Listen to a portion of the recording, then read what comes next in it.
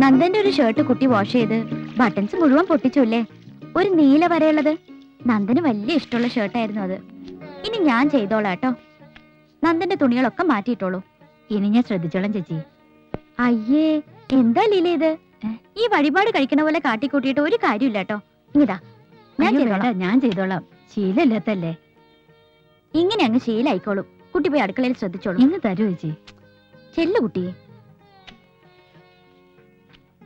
ആ സെക്ഷനിൽ മാത്രം പപ്പ തലയിടില്ല. ആ ദേവകിയമ്മ അടുക്കളയുടെ പരിസരത്ത് കയറാൻ സമ്മതിക്കാത്തോണ്ട് പറ്റിയതാ.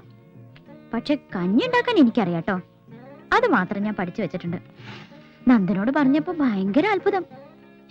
എന്നൊരു നോട്ടം. എന്നെ കളിയാക്കിയതാ. ഏട്ടാ, ഇതെന്താ മോളെ ഇത്? ഇവിടെ ജോലിക്കാരൊന്നുമില്ലേ? ഉണ്ട് ഏട്ടാ. എന്നാലും കൂടെ നിന്ന് ചെയ്യിപ്പിച്ചില്ലെങ്കിൽ ഒന്നും വൃത്തിയാവില്ല. ഇവിടെ വേറെ ഉണ്ടല്ലോ സ്ത്രീ കഥാപാത്രങ്ങൾ. അവർക്കൊക്കെ ഓരോ തിരക്കല്ലേ ഏട്ടാ. രണ്ടെണ്ണം വരണുണ്ട്.